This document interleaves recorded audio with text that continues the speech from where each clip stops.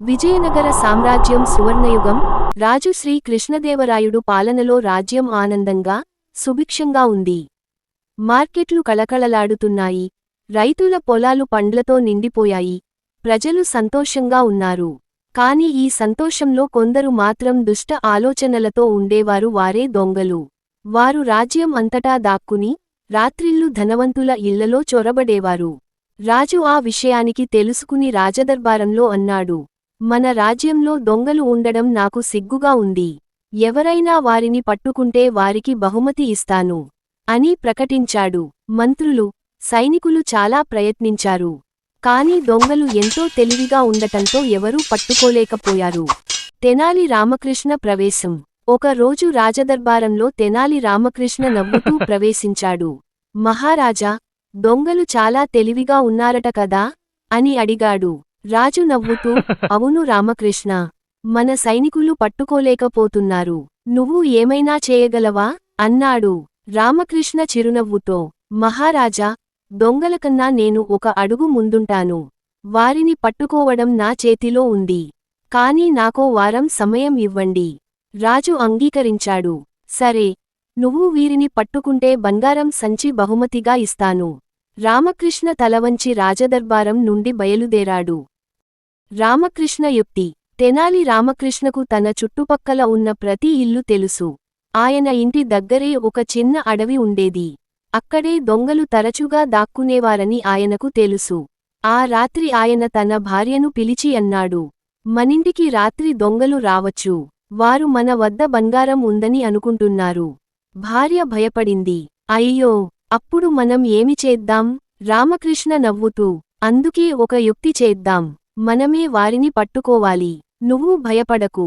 అతను ఒక పెద్ద మట్టి గుంత తవ్వమని చెప్పాడు. ఇంటి వెనుక గుంత తవ్వి దానిపై ఒక పెద్ద మూత పెట్టి దాని మీద చీపురుతో దాచాడు. ఇది మన దొంగల బంగారం గుంత అవుతుంది అన్నాడు రామకృష్ణ. యుక్తి మొదలవుతుంది. ఆ రాత్రి తెనాలి రామకృష్ణ బిగ్గరగా మాట్లాడాడు. దొంగలు బయట వింటారని తెలిసి, మన దగ్గర ఉన్న బంగారం, వజ్రాలు ఈ మట్టి గుంతలో దాచిపెట్టాలి. లేదంటే దొంగలు దొంగతనం చేస్తారు అని భార్యతో అన్నాడు. దొంగలు బయట పొదల వెనుక దాక్కొని వినిపించుకున్నారు. ఆహా, రామకృష్ణ దగ్గర బంగారం ఉందంట. రాత్రి దొంగతనం చేద్దాం అని నిర్ణయించుకున్నారు. రామకృష్ణ, భార్య ఇద్దరూ నాటకం కొనసాగించారు.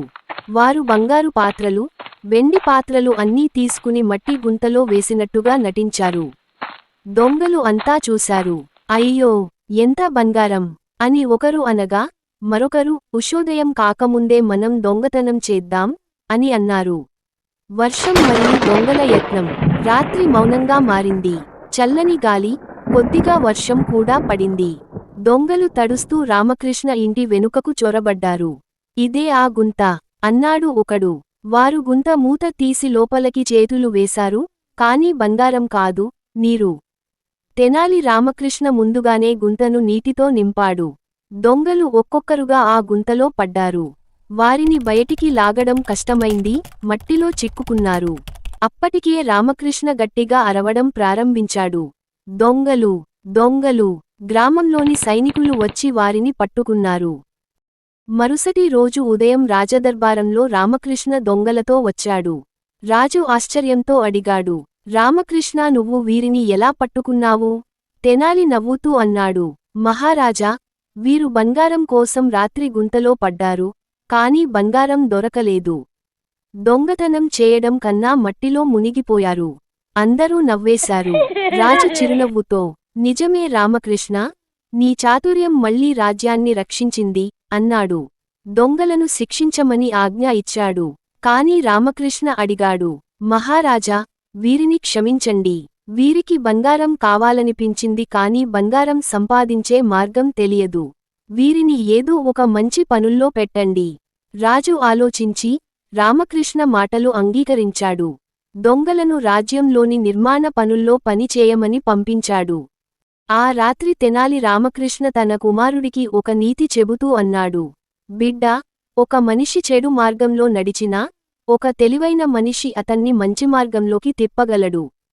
కత్తి కంటే జ్ఞానం పదును ఎక్కువ. కుమారుడు ఆ మాటలు గుండెల్లో నాటుకున్నాడు. దొంగల మార్పు. దొంగలు జైలులో ఉండగా రామకృష్ణ వారిని సందర్శించాడు. మీరు తప్పు చేశారు, కాని నేర్చుకోవాలనే ఆసక్తి ఉంటే నేను సహాయం చేస్తాను అన్నాడు. దొంగలు తల వంచి, మేము మళ్ళీ దొంగతనం చేయము అన్నారు.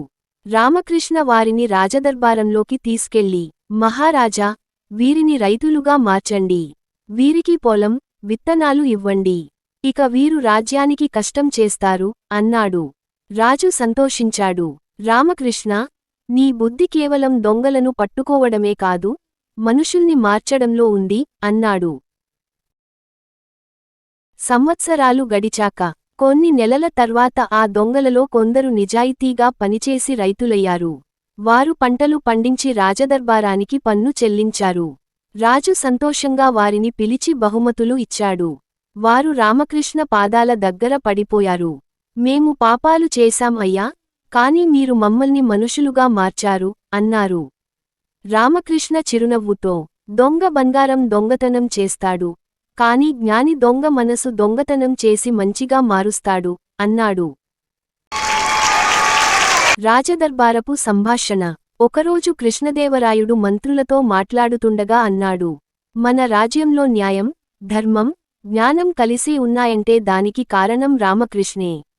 మంత్రులు అంగీకరించారు. తెనాలి రామకృష్ణను పిలిచి రాజు అన్నాడు, నువ్వు బంగారం పొందావు, కాని నీ చేతుల్లో నేను చూస్తున్నది సత్యం, నీతి, మరియు చాతుర్యం. రామకృష్ణ నవ్వి, మహారాజా, నేను బంగారం పొందలేదు, కాని నా రాజు నమ్మకం పొందాను, అదే నిజమైన బహుమతి అన్నాడు. ప్రజల ప్రేమ. రాజ్యం అంతా రామకృష్ణ పేరు మారుమ్రోగింది. రామకృష్ణ పేరు బుద్ధిశాలి బ్రాహ్మణుడుగా ప్రసిద్ధి చెందింది. చివరి మాట. రామకృష్ణ చాతుర్యం రాజు కృష్ణదేవరాయుడికి మాత్రమే కాదు, మనకు కూడా ఓ పాఠం చెబుతుంది. ప్రతి సమస్యకు సమాధానం బలంలో కాదు, ఆలోచనలో ఉంది.